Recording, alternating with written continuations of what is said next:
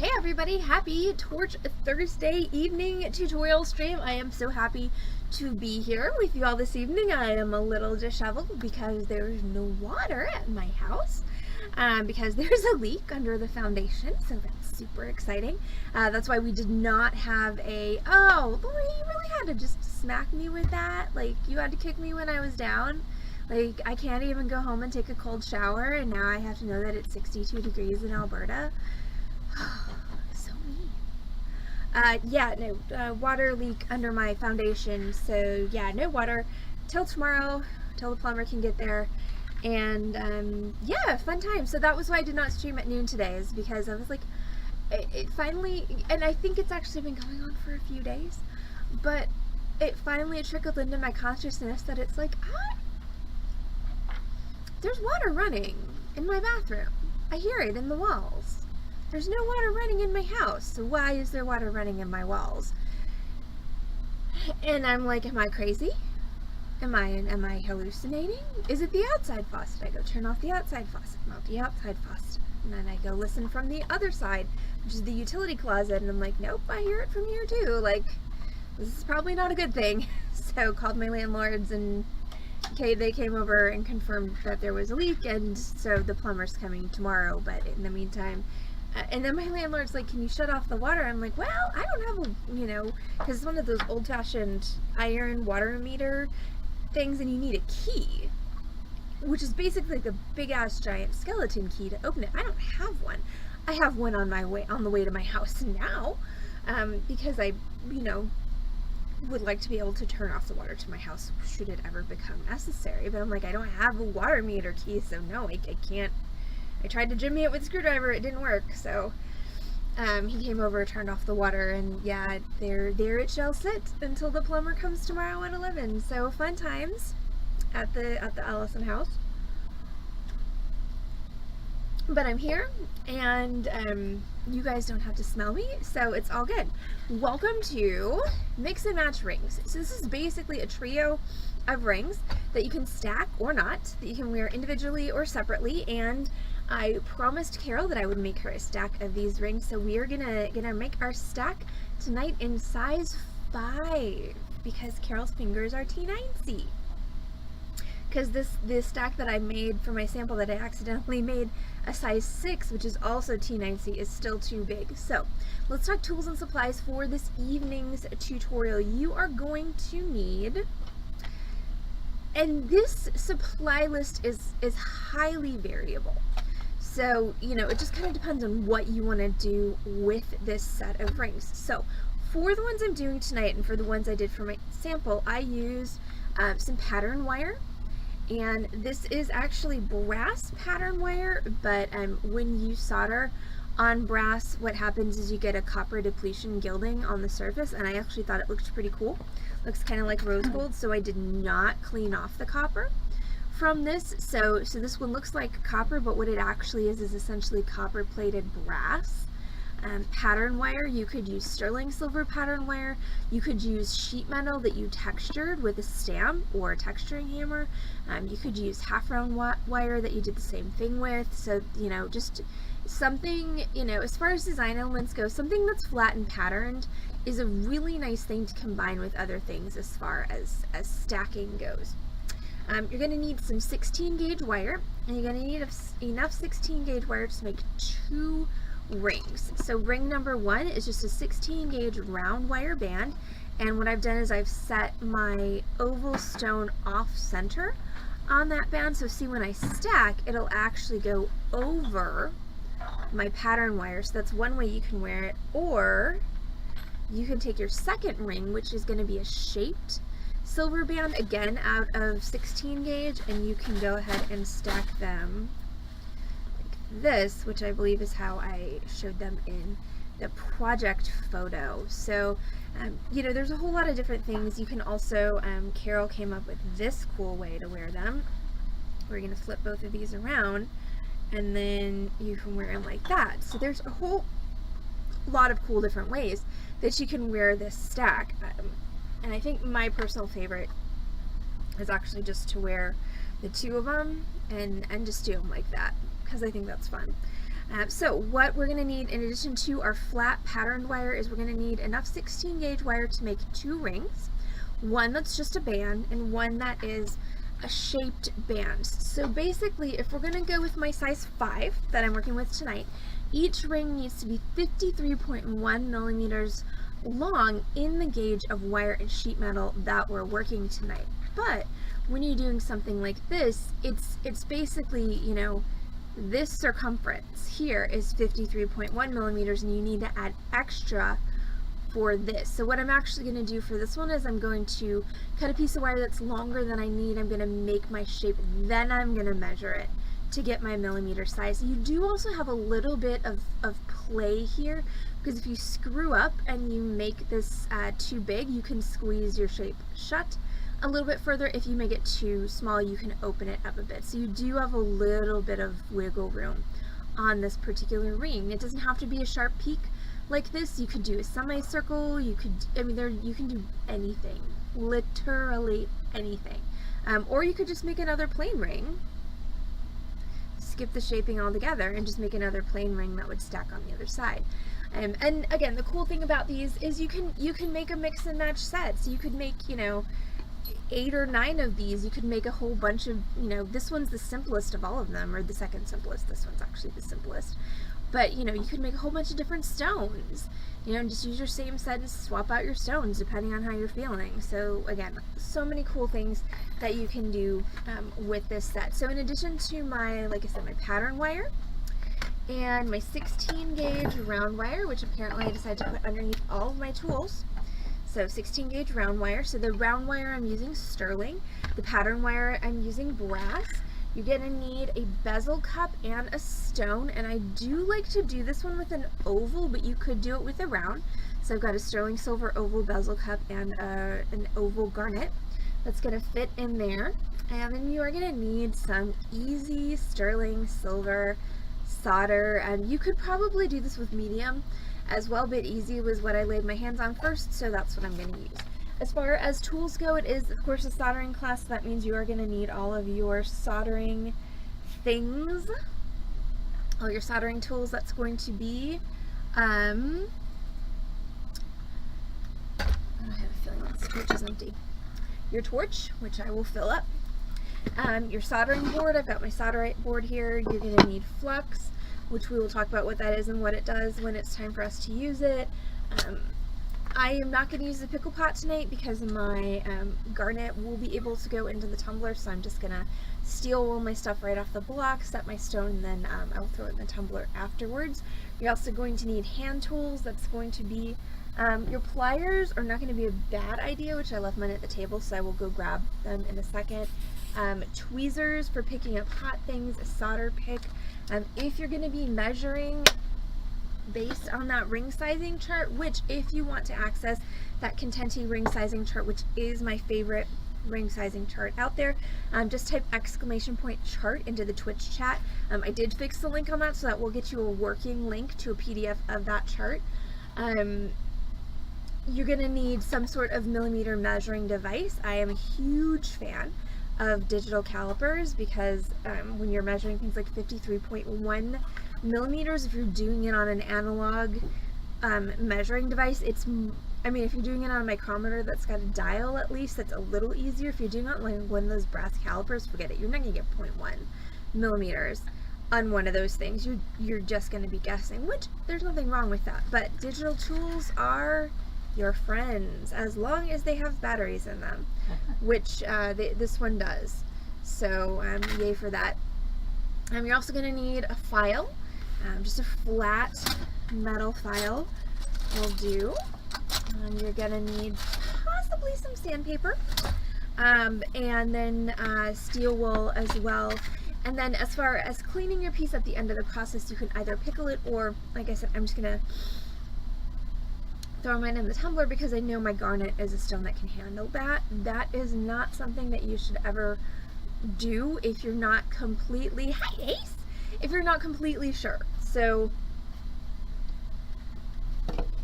if you have any doubts as to whether your stone can handle the tumbler, don't put it in. Okay? I mean, most people will tell you just don't put any stones in the tumbler. I tend to be a, you know, a bit of a fly by the seat of my pants kind of metalsmith, so I will definitely throw stones into the tumbler pretty regularly. But again, hard stones, so your quartzes, citrians, garnets, things that aren't really porous, things that are not dyed, because the tumbler will leach the dye out of things. You definitely do not, my shoe's untied, and it's bugging me even though I'm not standing up. But anyway, nothing porous, so no turquoise, no, hi Corvus, no turquoise, no malachite, no pearls in the tumbler, of course, nothing soft, no opal, no tanzanite. So once again, unless you have a really good grasp of what can work in the tumbler, it's always a better idea to tumble your pieces and then set your stones afterwards. So I'm just going to pop over real quick and grab my pliers, and then we will get started cutting our metal.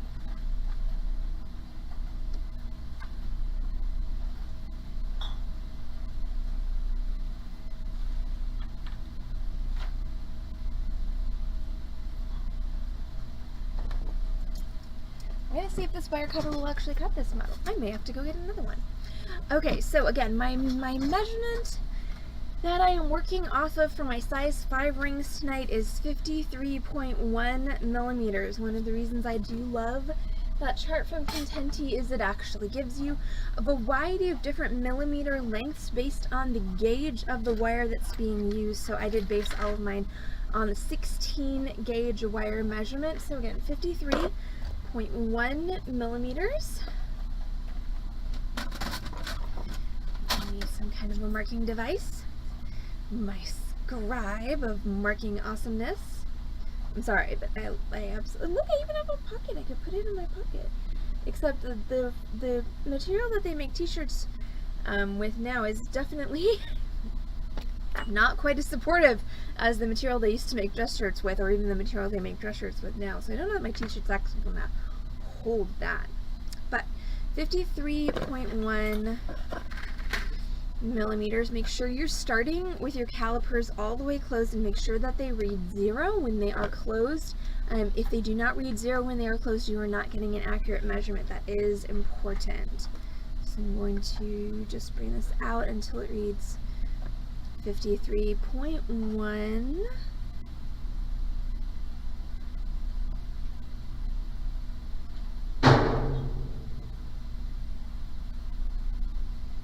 Okay, there we go, 53.1. So for anybody who's not super familiar with using a caliper to measure things, your measurement goes from the inside of this jaw to the inside of that jaw there. So that's how we're going to be marking this. So I'm going to start by flush cutting my metal, because you'll see when I cut this last and not do a very good job of it. Look how diagonal that cut is. So I'm going to go ahead and square up and flush out my metal.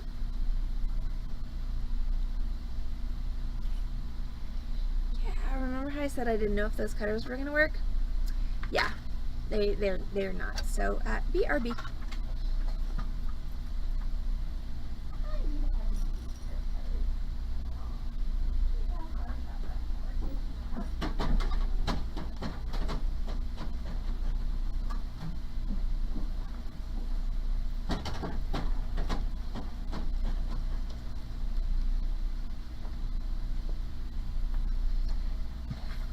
Alright, I have returned.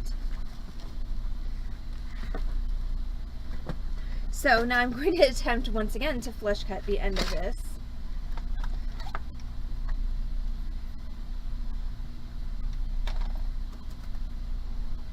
And also do random things on my computer, apparently.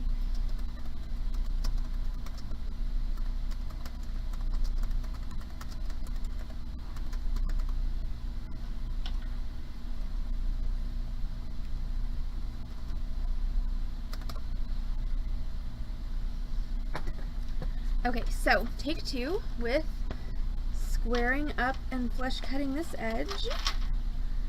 Oh, that worked so much better. So, you know, there's the whole, like, you know, a poor craftsman blames his tools and all of that, and I get that, but sometimes a cutter just don't cut. And the cutter don't cut, then it's really, not useful. Alright, so I'm going to go ahead and mark here. And I'm going to flush cut that side as well. So when I flush cut, that means I have the flat side of the cutters towards my ring blank. And I want to try and cut perpendicular to my metal so that I don't have a weird diagonal cut like I did a minute ago. There we go. Alright, and that is 1 size 5 ring blank. I'm going to go ahead and cut a second one of just my 16 gauge round wire. So again, flush cut the end. And hey, why did we drop from 7 to 5? Who the heck did I scare away with my flush cutters? It's not like my flush cutters are scary. Okay, so that is going to be my ring blank that's going to have my stone on it. And then this one, like I said, I'm going to cut more than I actually need. So I've got my 53.1 and I'm going to cut myself about another inch.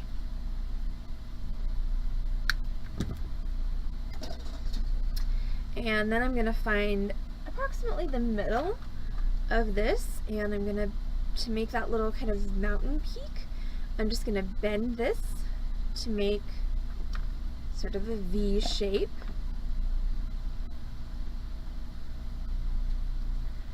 And the idea here, and I made this one a little bit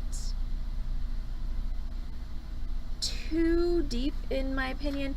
So ideally what I want is I just want this to like frame my stone, which means that I can actually, right about here and here is where I can bend that straight. So I'm just gonna grab it there and I'm gonna bend that flat. And I'm gonna find the same place on the opposite side, so that what I have now is I have essentially, you know, like a little mountain peak on a flat horizon. And then I'm gonna take that and I want to try and center it as best I can, but I am just going to eyeball it. You could of course measure it, but that's going to involve me dividing 53.1 by 2, and I think that's a little bit more than my brain can take at this particular moment. So I'm just going to eyeball the center, which is going to be about there.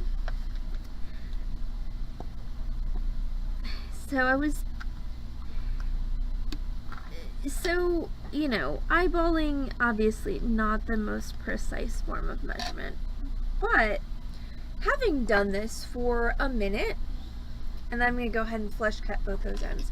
I'm not terrible at it. I'm not always great at it, but most of the time I hit it pretty much right on the money, or close to. So I was teaching a lesson the other day, actually off-site at a client's house, and so we were doing, gosh, what were we doing? We were doing something that involved, oh no, it wasn't at a client's house, sorry, that was a lesson here. We were doing bronze metal plane, we were making medallions, and she was putting awesome sayings on them, and so we were trying to get the holes centered up, and so she you know, looks at it and she's like, I think that's the center, and she marks the hole with a marker, and I'm like, you sure? And she's like, okay, well here, you know, what do you think is the center? So I'm like, okay, and I do my thing and I mark what I think is the center. She's like, okay, well now I'm gonna measure this, and yeah, long story short, I was right. Not always right, so I really enjoy the few times every day that I am right about things. It makes my life have meaning. Okay, so now it's time to solder all these together, but of course before we can solder, those of you who have soldered before know that before we can solder, we have to file. And yes, at this point all of you are booing and throwing rotten tomatoes at your computer screen because I said the F word on stream, but I'm sorry, you just gotta do it. So the reason we have to file is because solder will not flow across the gaps. So I'm going to take my pieces, and I'm not going to worry so much at this point about making them round. I'm just going to bring them around so that my two ends are coming straight in towards each other. I know, how dare I say the F word, and before 9 p.m. even. And no, Corvus. No unfollow. If Corvus unfollowed me, I would be so sad. I don't know what I would do. But so, we have to make these two edges meet flush in order for the soldering to work. And of course, first thing means we gotta get them lined up. And then the second part of that is going to be filing them so that they fit. And at this point, it literally does not matter what shape your ring is. Like, nobody's fingers that shape, I hope. That's, you know, that's okay. And so then once I've got it so that my edges are actually coming in towards each other and meeting, what I'm going to do is I'm going to separate them just a little bit. I'm going to file them flat so that they meet flush. So I'm just going to take my flat file, I'm going to write it right along that edge there to flatten it out. Because what happens, and you can still kind of see it on this one, what happens when I cut with my wire cutters is there's a burr that's along the middle of my cut. And, well, she's the one who said it, Heather. And we need to get rid of that, otherwise your metal edges will never meet flush enough to solder. But at least I did gain back the 2 viewers that apparently ran away because they were scared by my scribe or my wire cutters.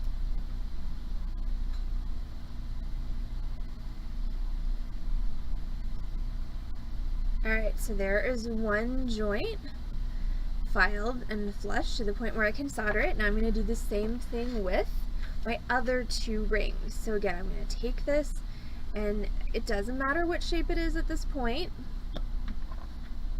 Okay, so we did apparently steal Corvus's soul. What? It's good to know. It means she can't ever unfollow us. We have her for life. Ha ha ha. And she's a youngin', which means we have her for a good long time. Good. Yep. Corvus, how's your new, have you gotten your new laptop, or did you just order your new laptop? Inquiring minds want to know. I do miss my Alienware laptop. It was great up until that point where the motherboard just decided to commit suicide. That point I didn't quite know. I bet there was something that I could have fixed on that computer to make it functional again, but of course at that time I didn't know quite as much as I know now. Also, sometimes thinking I know how to mess around with computers is not a good thing, because then I'll mess around with them and then they really don't work. Yay! So how is she? Does she have a name, Corvus? Okay, so there's that. That one's not perfect, but I think you can see the gap there, but I think I can still make it work. Okay, maybe not. That's a pretty bad gap. Bear with while I fix. Let's see. So for anybody who's, first of all, now that there are more people here, I want to once again apologize for missing my noon stream. Today there's a leak in the plumbing underneath my house, which I rent. I do not own, so the financial burden for fixing said leak is not on me, thank goodness. However, my water bill this month is going to be hellacious because the leak has been going on for at least a week, I think. But what I wound up having to do is be there for my landlord, and then I have to be there tomorrow for the plumber and fun times, all that. Once again, at least I don't have to pay the plumber's bill, just the hellacious water bill.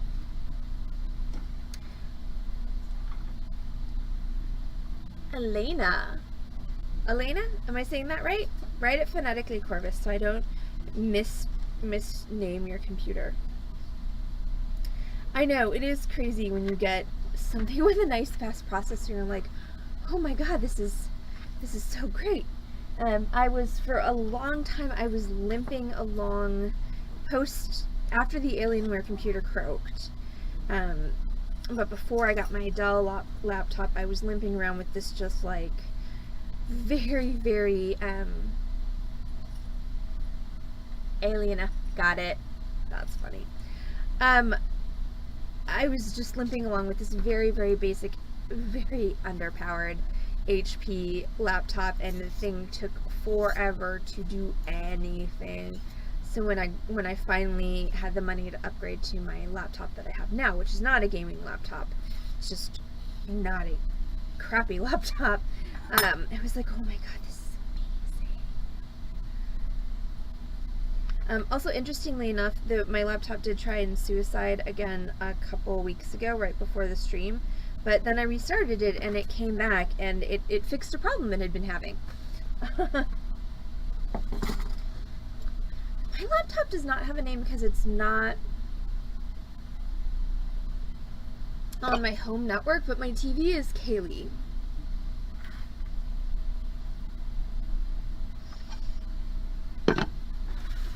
And my Instant Pot is Wash.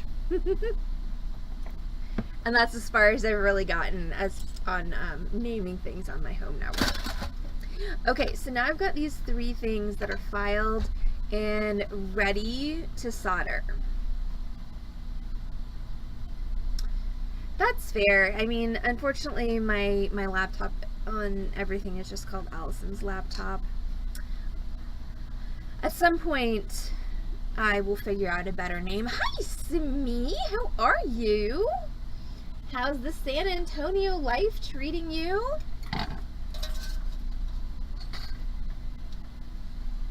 Hopefully well.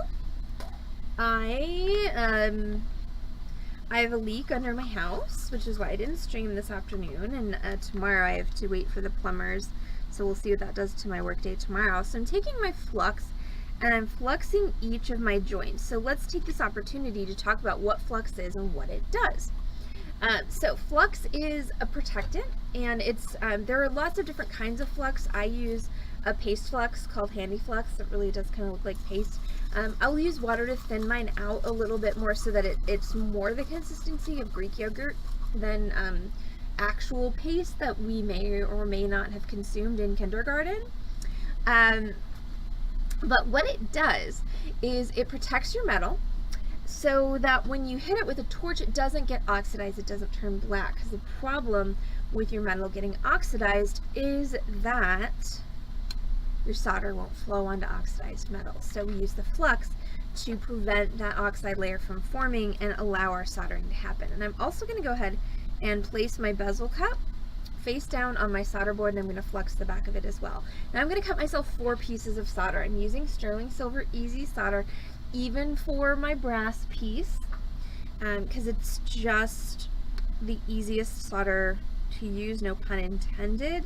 There's really, I could for my brass piece if I wanted to, I could use 14 karat gold solder, but since it's going to turn copper anyway because of the depletion gilding effect, I have decided not to worry about it. Okay, so I've got 4 pieces of solder. Now I'm going to grab my tweezers and I'm going to set 1 piece of solder on top of my bezel cup. And since I want to solder my bezel cup at the edge of the oval, I'm going to put it towards the edge of the oval. And then I'm going to place it on top of or underneath the joints from my other 3 pieces. So you can place the solder on top of the joint, like so. You can place the joint on top of the solder, like so.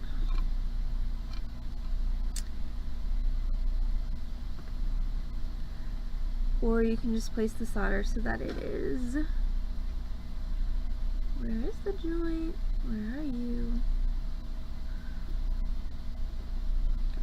Alright, so as long as the solder is contacting the joint in some way, that's really all that you need. So,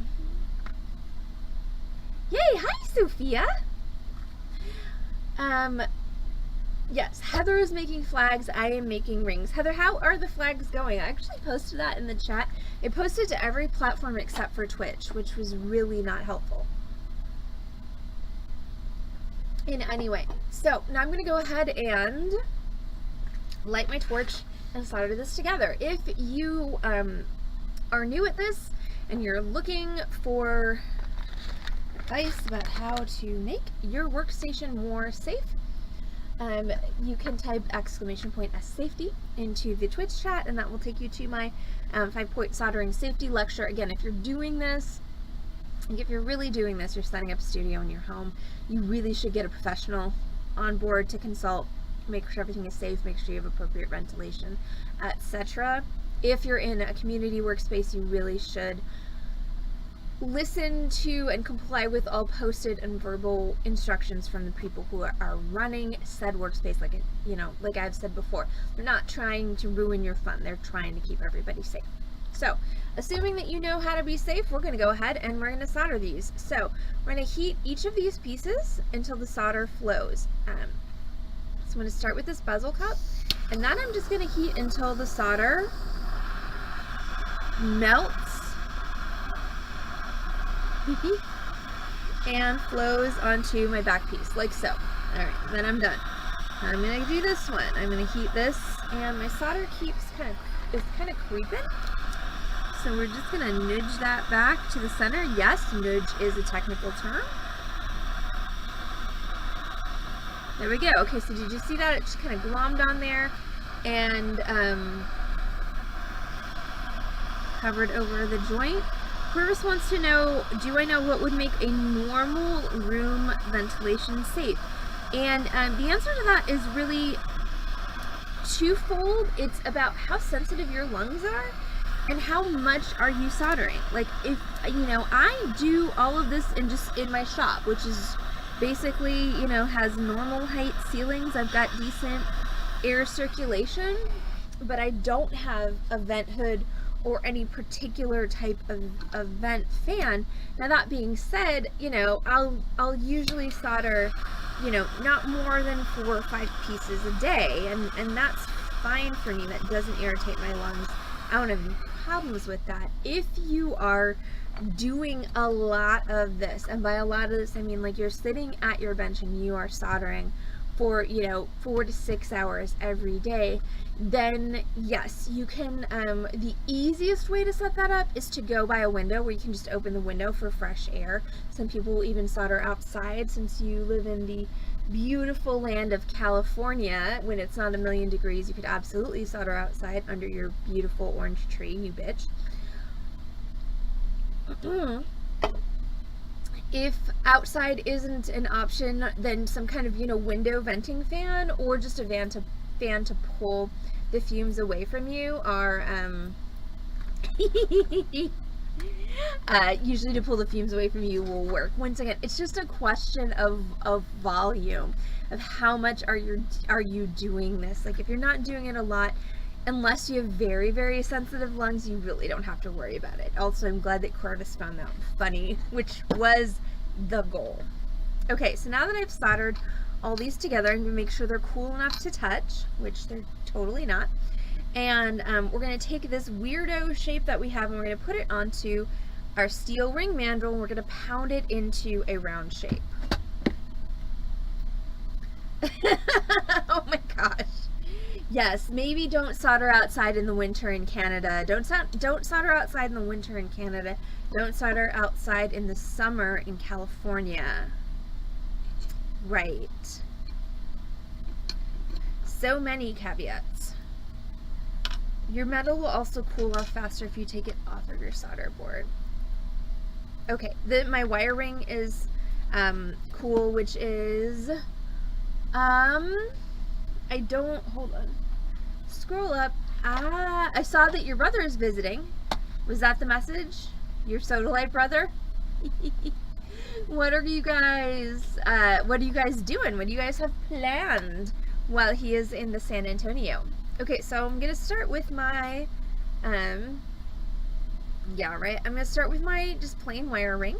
So we're just gonna go ahead and put that on my ring mandrel. I'm just going to kind of scooch that down as far as it'll go with my fingers, and then I'm going to grab my rawhide mallet, because I want to round this out without changing the size. And let me remind y'all that I'm going for a size 5, so we'll see if I hit that. So I'm just gonna keep sort of tapping this out to make it a round shape and sort of scooching it down my mandrel. All right, go contenti, look at that. It's a perfect size 5. Oh dear. Is this your younger brother, Amy? Or does he just have some magical, like... Well, okay, if to be fair, if I were in San Antonio, I would want tacos every day too. I kind of want tacos every day in Dallas.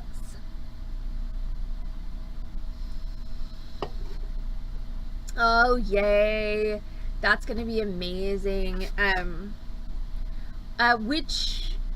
Remind me which river are you floating? I've only floated one river and I don't even remember which one it was, but I do remember it was a great time, except, so, you can go to, like, oh, I can send you the best recipe for street corn in a cup, Sophia, and you can even make it with frozen corn. It's so good. But my one, like, the Kamal, I think that's the river that I floated. And so there's, I mean, so you can just, like, get in the, you know, in the river at any point, but you can also go to, like, the head of the everything, and there's, like, this chute that, like, shoots you into the river, and I got stuck, like, just kind of going around and around and around, and I couldn't get into the chute, and finally somebody yelled at me, they said, stand up, and I realized that it's only actually like 4 feet of water, so I just stood up and grabbed my tube, and I had to, like, waddle to the chute and, like, then get into the river. It was very, very embarrassing and funny. Okay, I will post it in Discord. I should just post it in Discord now, or I'm not gonna remember.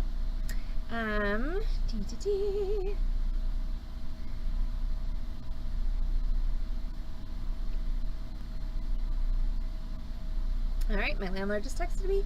Still no water at my house. Yay, fun! Okay. What to do?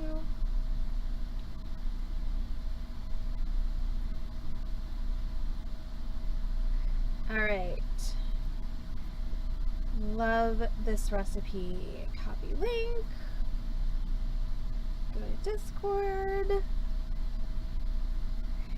And the recipes. Hey, we have a recipes channel. It's been a while since I opened up the recipes channel. It's a whole bunch of Lori being mean, showing all her yummy stuff.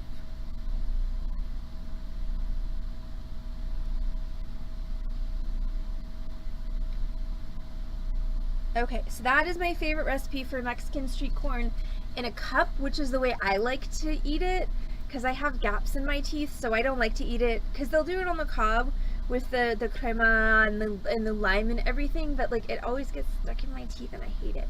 So I like to make it in a cup, and like I said, you can do it with frozen corn, and it's awesome. And you also can, Trader Joe's, which Heather was going in that direction a couple of chats ago, also has a frozen, like, roasted Mexican street corn that is even easier. You just literally throw it in a pan and saute it, and it's super yum.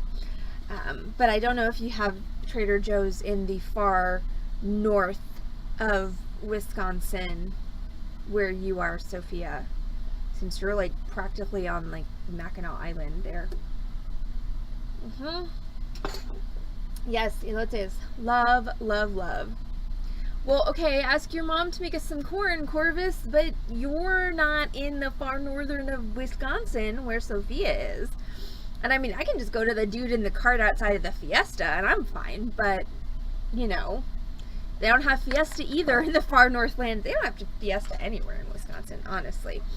Okay, so now I'm gonna go ahead and reshape my shaped ring. So this one's gonna be a little bit more tricky because what's gonna happen is this is gonna want to stretch. So we're just gonna push this down. We're going to tap it into a circle, and we may have to compress this a little bit. I know, Corvus is being the meanest. Not all of us have a Mexican mama to make us street corn. I myself have a wasp mama who's like, why are you eating? Food makes you fat. Not even joking. All the wasps out there, you can relate. And then I want to hammer this a little bit, just for no other reason than I like the way it looks. So I'm just going to take my chasing hammer and I'm just going to pound that a little bit.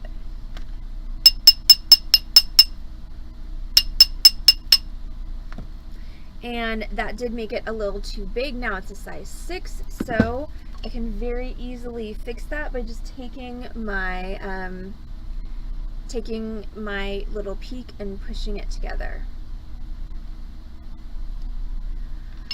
You know, there are Mexican people in Wisconsin. There really are, but they do not share their cooking with those of us who have less melanin in our skin, and it is a damn shame, because after living in Texas, I went back to okay, well, I had some truly unfortunate chicken Malay at a restaurant in Milwaukee, and then like the worst queso ever at a Mexican restaurant in Chicago. It was so bad. It was basic. I don't even know what the heck was in it, but it was the worst ever. So what I actually learned from that experience is pretty much everyone at that time, I think it's changed a little bit, but most of the people who ran Mexican restaurants at that point in the Midwest were actually Chinese, and the actual Hispanic people were cooking in the kitchens of other restaurants. And so if you really wanted good Mexican food, what you had to do is you had to like get in the kitchen of some restaurant that was not a Mexican restaurant, and then get the kitchen staff to cook you food. Greek restaurants, yes. God, when I lived in Chicago, there was like golden everything, like golden apple, golden angel, and they were always this like combination of like, you know, Greek diners. So it's like you had your diner menu, and then you had like, you could always get like saganaki and spanakopita, and like you could get all the Greek food and then all the diner food. And that was really ubiquitous in Chicago when I was living there, which was in the late 90s. And yes, yummy Greek food. Do we know if Essie likes Greek food? It doesn't really matter because Carol really doesn't. Oh. Okay, so here's a trick. If your piece that you want to put on your mandrel is too squished, you can actually put your pliers inside and then lever it open with your pliers. So now I've got this round enough that I can put it on my mandrel, and then I'll let my hammer do the rest of the work, or my mallet.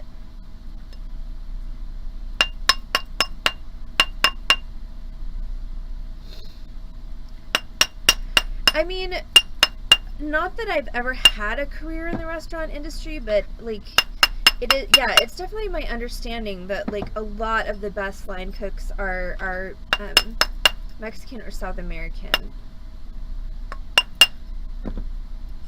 which means that they can cook like whoa, but this is so tiny. This is very, very small. Sorry. I used to have size 5 fingers, not anymore. Okay, so this is my little bitty, it's not even going to fit on my finger, size 5 ring set here. So the only thing I have left to do is I've got to solder my bezel cup on here and then set my stone. So this should be pretty simple. And I could set this up with my third hand if I wanted to. I'm going to go ahead and just wing it, because that's kind of where I am tonight.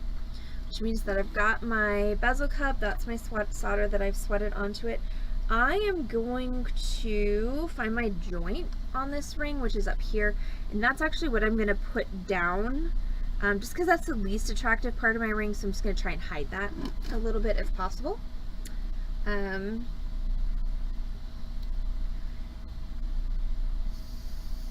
Oh, Corvus, once again, I don't like you right now.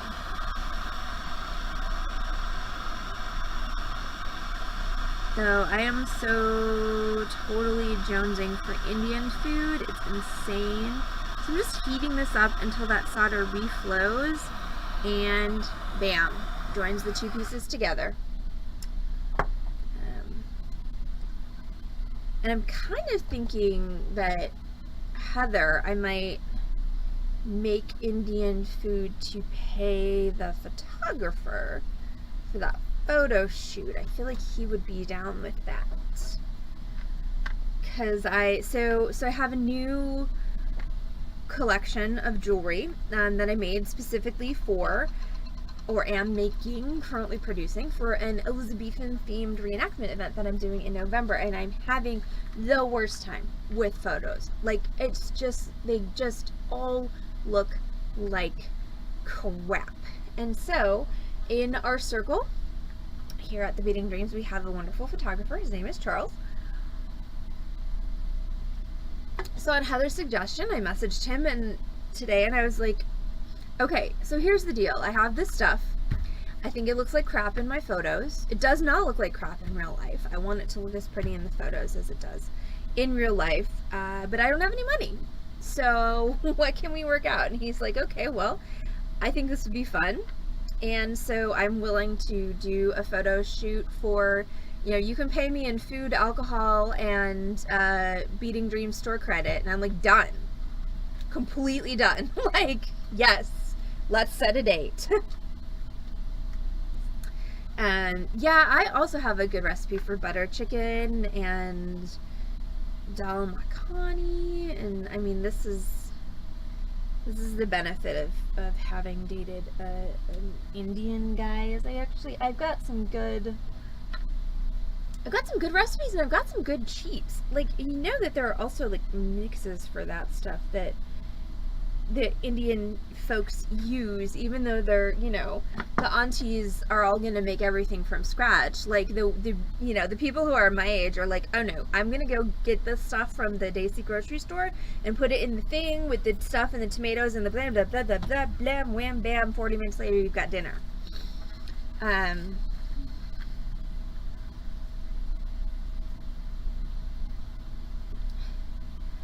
I mean, if you have recipes in Spanish, Sophia, like, I don't speak Spanish, but I'm sure that we've got people here who do. So I could translate them if you just, you know, want to transcribe them. We can get them translated. Well, that's fair. I mean, you could just do videos. I feel like that could actually be a really fun stream. You know, cooking in the kitchen with Corvus's mama. I feel like that could be awesome. Oh my gosh, that's funny. Everything everybody has said is yes. Sorry, Corvus. I mean, Corvus should do a stream with her mama cooking, and it's hilarious.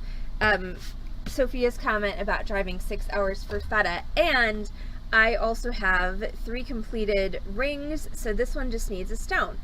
I'm going to tumble these after, so I don't need to worry about cleaning them up, because once again, my garnet is sturdy enough to handle the tumbler. The one thing that I do want to do, because my garnet is dark but it's transparent, is I want to grab a little bit of sandpaper. I want to sand the inside of this to make it shiny. I know, I do. God, Lori, did I ever tell you about my mom? And I think I've posted my spice shelf on Discord, because I have a, you know, like 5 foot tall DVD shelf that's all my spices, and then I've got another cupboard on top of that that's got like the bulk jars of spices. And my mother, who once again doesn't believe in cooking because food makes you fat, so one of the few times she's been over to my house, and she's not allowed at my house very often because she says things like this, and she just looked at it and she went, why in the world would you have so many spices? I'm like, well, because there's the Indian spices, and there's the Lebanese spices, there's the Greek spices, there's the Mexican spices. There's just the regular spices that I use all the time.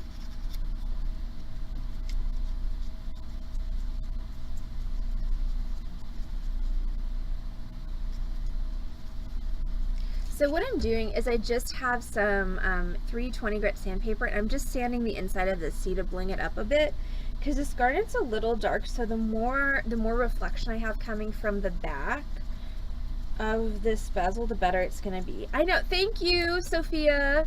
This is why, yes, Corvus, this is why you all are my people.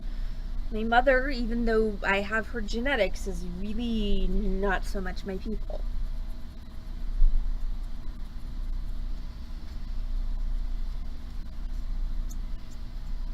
Ooh, also Heather. So, two of my amazing book club girls got me an infuse your own gin kit, which brings up some kind of interesting questions about, so basically, if you take neutral alcohol and infuse it with juniper berries and whatever botanicals you want, technically, according to the internet, that makes it gin. My mother was having a debate about that, as to that it's still not gin because it's not actually made from pine needles, but I'm gonna go with, I'm pretty sure most of the gin that we drink these days, unless it's super artisan, starts out as a neutral green alcohol. So I think that vodka is an acceptable neutral spirit. Are you actually a garnet? Or are you green tourmaline? What stone are you? No, you're a garnet. You're a red. Okay. But so of course I got to researching, infuse your own gin recipes on the internet, and I can get juniper berries, but I have nutmeg flowers, which are mace, from my trip to India. I was thinking it might be really cool to make a nutmeg flower infused gin. So that's definitely on the docket. Okay, so now I've got my ring that I'm setting the stone in. I've got it in my ring clamp. I've got my setting flush with the top of my clamp. I've polished up the inside of my setting so that it's going to give me a little bit of light back. Still a pretty dark garnet, but you can, at least now you can kind of see that it's red. And then I'm going to grab my prong pusher. Ooh, spruce tips, that'd be cool. Yes, vanilla extract I definitely have, just kind of a recycling bottle of it. Like, I just have some vanilla beans and some vodka, and whenever I have a little bit of extra vanilla beans or extra vodka, I just throw it in there. Though Mary brought me like literally a quart of vanilla extract from Mexico the last time she was on a cruise, so I've been using that as well. So now I'm going to take my prong pusher, and what I'm going to do is, well, not that. So I'm going to let that stay in there. I'm going to hold it with my finger this time. I'm going to take my prong pusher, and I'm just going to push my bezel over my stone. So what I'm doing is I'm pushing it in and down so that it hugs my stone. And what I want to do is I want to do this in opposition. So I do all my 4 compass points to kind of hold my stone in. And yes, that's going to result in it looking, sorry, it's kind of wacky. But now what I'm going to do is I'm going to start just going around with my prong pusher. And ideally, eventually I will get the whole bezel rolled in around the stone, and it'll look nice and neat and oval and not weird anymore. And I can't do it under the camera because the camera's too low. So I'm just going to do it over here, and I will show it to you periodically. So this is first pass around, so it looks significantly less weird as far as shape goes. Hey, nobody wants to see my face at the moment, so I'm going to go around again. So yeah, so I have juniper berries in my cart and on the Amazon.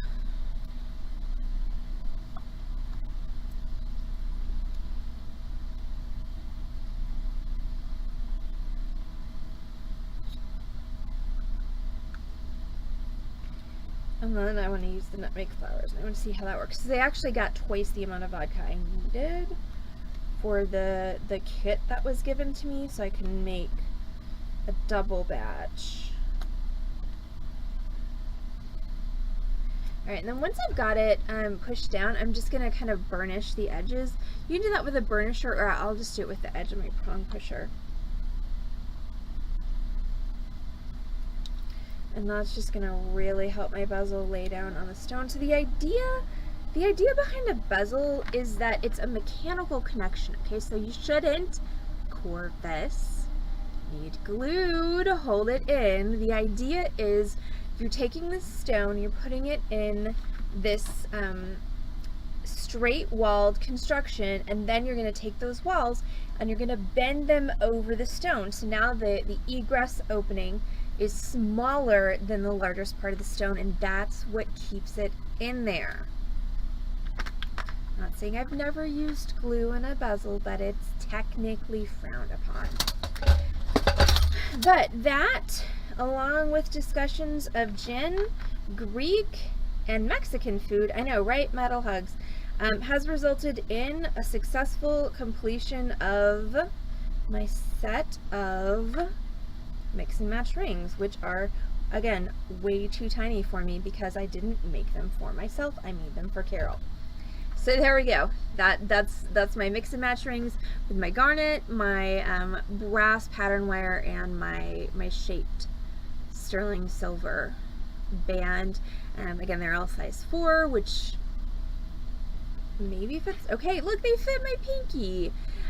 So yeah, so again, super simple techniques, a lot of stuff that you can do with this, and lots of versatility. So thank you all so much for hanging out with me, talking about food, alcohol, and yes, Lori, now that you have a door, can you actually like do torch work without the threat of feline flambe? Because that would be exciting.